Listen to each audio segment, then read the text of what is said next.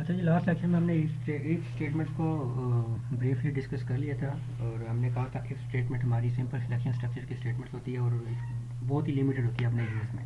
इसका बहुत ही limited use था क्योंकि ये तब ही किसी स्टेटमेंट या सेट ऑफ स्टेटमेंट्स को एग्जीक्यूट करती थी जब कोई कंडीशन ट्रू होती थी, लेकिन जब कोई कंडीशन फॉल्स हो जाती थी तो नथिंग हैपेंस, ठीक है, कुछ भी एग्जीक्यूट नहीं करती थी।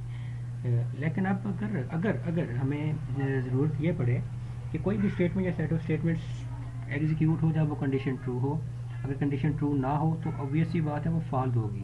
तो फॉल्स के लिए भी कोई स्टेटमेंट या सेट ऑफ स्टेटमेंट्स एग्जीक्यूट होने चाहिए, मतलब दोनों केसेस में। जैसे हमने कहा था कि अगर मार्क्स जो हैं वो ग्रेटर देन 60 हैं तो पास है, अगर 60 या 60 से लेस है तो फेल कंसिडर किया जाए। तो हमें मैसेज प्रिंट होता था कि congratulations you have pass the exams, और फेल के लिए हमें एग्ज़ाम फेल के लिए कोई भी स्टेटमेंट एग्जीक्यूट नहीं होती थी। जैसे ए ग्रेटर देन बी, तो हमें बताता था जब ग्रेटर होता था कि नंबर ग्रेटर है बी से, लेकिन जब वो नंबर लेस होता था तो कोई भी स्टेटमेंट प्रिंट नहीं होती थी। तो बेसिकली ये एक लिमिटेशंस थी, ठीक है, कि कोई स्टेटमेंट प्रिंट हो। अब इसका सोल्यूशन क्या था, कोई स्टेटमेंट प्रिंट हो जब कंडीशन ट्रू हो, अगर कंडीशन ट्रू ना हो तो फॉल्स वाली स्टेटमेंट एग्जीक्यूट होनी चाहिए। तो इसका सोल्यूशन दिया हमें किसने, इफ एल स्टेटमेंट ने। किस स्टेटमेंट ने दिया जी हमें, इफ एल स्टेटमेंट ने हमें इसका सोल्यूशन दिया। इफ एल स्टेटमेंट ने हमें क्या बताया, ये भी एक इफ एल स्टेटमेंट भी एक इफ स्टेटमेंट की ही दूसरी टाइप है।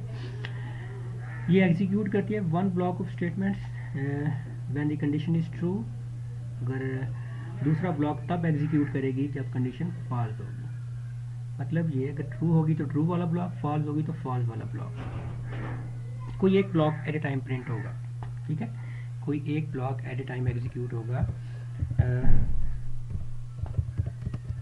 दोनों ब्लॉक्स जो होंगे उनकी दोनों ब्लॉक की जो स्टेटमेंट्स होंगी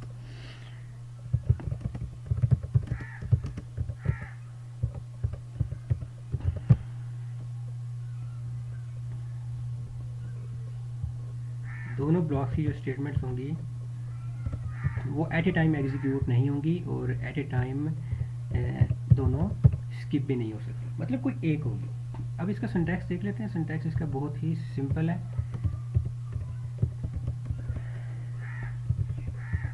इफ कंडीशन स्टेटमेंट और एल्स के साथ कंडीशन नहीं आती। इसकी रीज़न ये है कि दो ही तो केस हैं। अगर इसकी कंडीशन लगी यानी कि ए ग्रेटर देन बी है, ग्रेटर ना हुआ तो लेस देन होगा, ठीक है, दो ही केसेस इसमें बनाएंगे। अच्छा, ये सिंपल है इफ़ की वन स्टेटमेंट के लिए ये इसका सिंटैक्स था। अगर more than one statements are present we can call them these are our compound statements. तो कंपाउंड स्टेटमेंट्स के लिए क्या है, इफ़ कंडीशन, ये देखिए कंपाउंड स्टेटमेंट्स के लिए क्या आ गया जी, इफ कंडीशन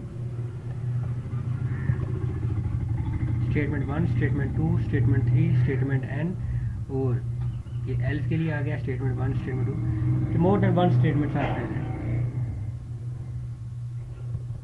और इसी तरीके से अगर हम इसका फ्लो डायग्राम देखें, फ्लो डायग्राम में भी बड़ा सिंपल है कि कंडीशन ट्रू हो रही है तो ये स्टेटमेंट प्रिंट होने जा रही है, कंडीशन अगर फॉल्स हो रही है तो फॉल्स वाली स्टेटमेंट्स आपकी एग्जीक्यूट होने जा रही हैं। तो ये सिंपल इफ एल्स स्टेटमेंट की एक फ्लो डायग्राम है। तो अब हम इसके प्रोग्राम की तरफ मूव करते हैं। एक सिंपल सा प्रोग्राम बना के देखते हैं किसका हम वो दूसरे प्रोग्राम भी बनाते हैं ग्रेटर देन, और जो हमने प्रीवियस में बनाए थे उनकी लिमिटेशंस को साथ में दूर करते हैं।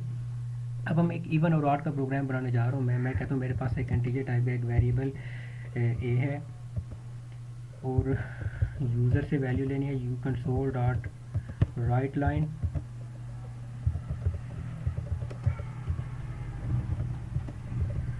Enter the value. अब ये प्रोग्राम करने का जा रहा है, ये बताने जा रहा है कि जो यूज़र ने नंबर एंटर किया है ये इवन है या ऑड है। अब इसकी कंडीशन, इसकी सबसे पहले फर्स्ट हमें लॉजिक बनानी पड़ेगी। लॉजिक इसकी इवन और ऑड की हमें पता है कि मैथ्स में क्या होता है जी, नंबर्स डिवाइडेड बाई 2 क्या होते हैं, इवन नंबर्स होते हैं। नंबर्स जो 2 पे डिवाइड नहीं होते वो ऑड होते हैं। यूज़र से वैल्यू ऑलमोस्ट हमने वो सेक्शन कंप्लीट कर लिया है। अगर मैं अब यहाँ पे ये कहता हूँ कि इफ़ हमारा वेरिएबल क्या है जी, ए मॉडुलस 2, देखना ए डिवाइडेड बाई 2 तो नहीं ना लिखेंगे हम, ए डिवाइडेड बाई अगर 2 लिखता हूँ, जैसे अगर 4, अगर मैंने 6 नंबर, एक यूज़र ने नंबर एंटर किया है 6, तो 6 को हम 2 पे मल्टीप्लाई करते हैं तो आंसर क्या आता है 3। अब हमें आंसर नहीं चाहिए, हमें मॉडुलस चाहिए, रिमाइंडर चाहिए कि इसका रिमाइंडर क्या है। तो रिमाइंडर के लिए ये मॉडुलस का साइन यूज़ करेंगे। If a modulus 2 is equal to 0, ठीक है, तो console dot write line number is even. मैं यहीं पे एल्स के बगैर ही क्लोज कर देता हूँ, कंसोल डॉट रीड। अब देखें जी, मैंने एक प्रोग्राम लिखा, मैंने लिखा 3, वो कोई भी रिजल्ट नहीं दे रहा। अच्छा जी, अब मैं एक इवन नंबर एंटर कर रहा हूँ, जो मुझे मालूम है, वो कह रहा है ये नंबर इज इवन। अब ये हमारी लिमिटेशंस थी किसकी, इफ़ की। ये देखें, ये प्रोग्राम मैंने इफ़ के साथ बनाया, ये हमें बता रहा है कि हमें एल्स की ज़रूरत क्यों पड़ी। अब मैं चाहता हूँ कि अगर तो नंबर, ये कंडीशन ट्रू हो रही है तो ये आउटपुट तो मुझे मिल रही है, लेकिन जब कंडीशन मेरी फॉल्स हुई, जैसे मैंने 3 एंटर किया तो उसने मुझे कुछ भी रिजल्ट शो नहीं करवाई, तो उसके लिए हमें एल्स की ज़रूरत पड़ी। एल्स क्या है जी,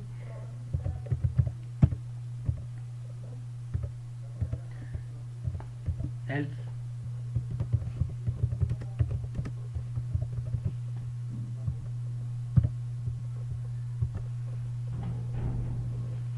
अब मैं दोबारा 3 एंटर करता हूँ, number is odd.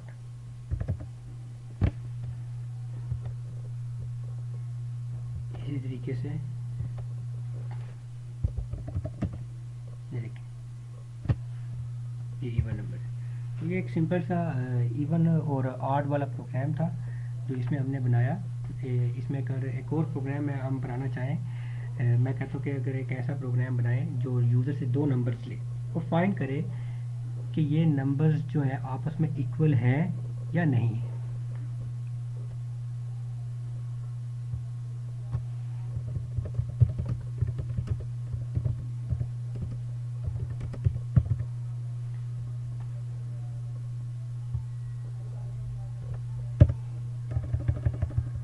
If else statements को ही फॉलो करते हुए मैंने बनाना है, तो उसके लिए भी 2 नंबर्स के लिए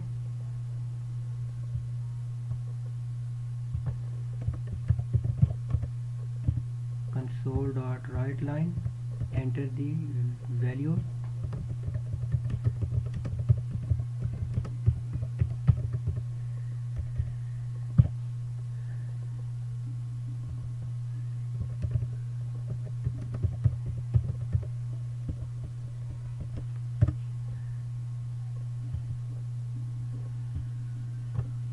बी वेरिएबल में स्टोर करवाने जा रहे हैं। Console dot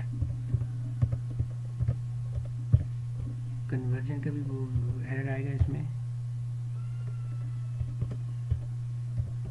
in dot parse का मेथड यूज होगा।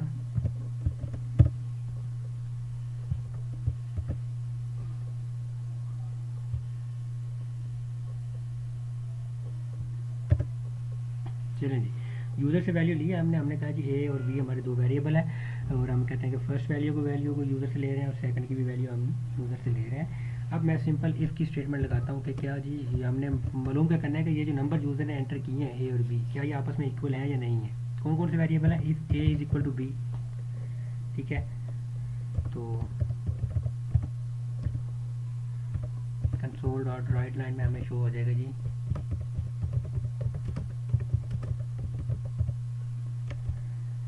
Numbers are equal. एल्स में क्या आ जाएगा, एल्स के साथ हमें मालूम है कोई भी कंडीशन नहीं आती।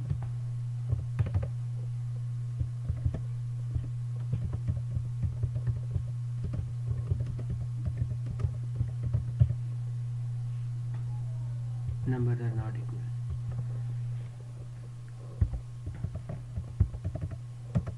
नंबर्स आर इक्वल की आउटपुट हमें मिल गई है। हमने फर्स्ट वैल्यू भी 100 रखी है, सेकंड भी 100 रखी है, उसने कहा जी नंबर्स आर इक्वल। अब मैं फर्स्ट वैल्यू 400 रखता हूँ, सेकंड वैल्यू 200 रखता हूँ, वो नंबर्स आर नॉट इक्वल का जो प्रोग्राम है वो प्रिंट हो चुका है, सॉरी स्टेटमेंट जो है वो प्रिंट हो चुकी है। इसी तरीके से एक और प्रोग्राम बनाते हैं। उस प्रोग्राम में हम क्या करते हैं जी, कहते हैं एक प्रोग्राम बनाएं जो यूज़र से वैल्यू लेगा। किसकी वैल्यू ले लेगा जी, चलें जी ठीक है, यूज़र से वैल्यू लेगा कोई भी कोई भी ईयर एंटर करें और साल जिसे हम कहते हैं, और फाइंड करें ये एक लीप ईयर है या नहीं है। इसको यूज़ करते हुए हमने फाइंड करना है जी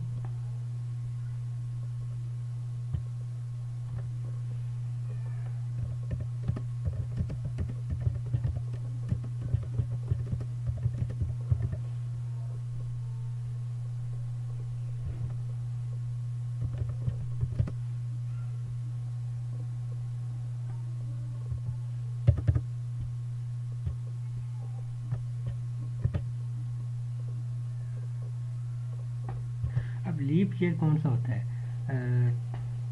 हमें मालूम है कि लीप ईयर जो होता है वो जो 4 पे डिवाइड हो जाए,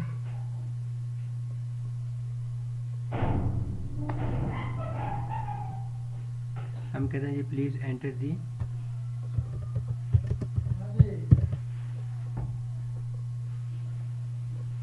वैल्यू ऑफ ईयर की वैल्यू एंटर की जाए यहाँ पे, और उसके बाद इफ वेरिएबल ए है मॉडुलस 4 इज इक्वल टू 0। अगर ये 4 पे डिवाइड हो रहा है जी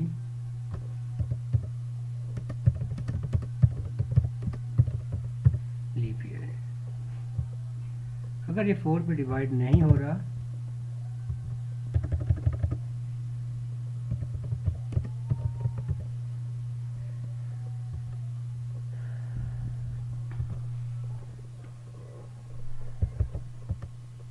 लेकिन 23 एंटर, सॉरी 23 तो नहीं था, हमने कंप्लीट ईयर की वैल्यू एंटर करनी थी 1993 एंटर करते हैं, नॉट ए लीप ईयर। इसी तरीके से हम 2019 एंटर किया, not a leap year.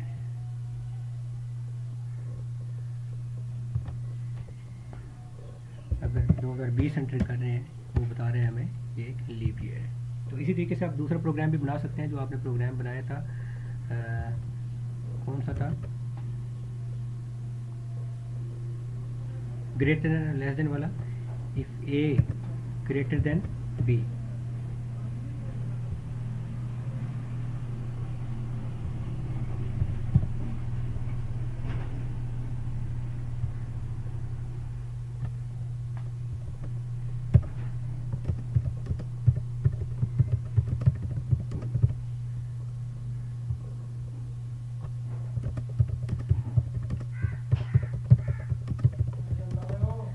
A is not greater than b, इसमें क्या होगा जी, अगर ए की वैल्यू 30 है, बी की वैल्यू 40 है, a is not greater than b, ठीक है। और साथ में वैल्यूज शो करवानी है अगर ए और बी की, वो हमने प्रीवियस प्रोग्राम में बना ली थी। और अब देखें, अब a is greater than b वो हमें बता रहे हैं, दोनों हमें इफ़ की जो लिमिटेशंस थी वो भी इस तरीके से दूर होगी। तो that's it's about if else statements. अब इफ एल्स स्टेटमेंट्स की लिमिटेशंस के लिए हम नेक्स्ट देखेंगे इफ एल्स इफ स्टेटमेंट्स आई हैं, इसकी जो लिमिटेशंस जो इफ स्टेटमेंट्स में थी, इफ एल्स में इसमें भी लिमिटेशंस थी, इसकी लिमिटेशंस हम डिस्कस करेंगे जब हम इफ एल्स स्टेटमेंट्स को नेक्स्ट डिस्कस करेंगे।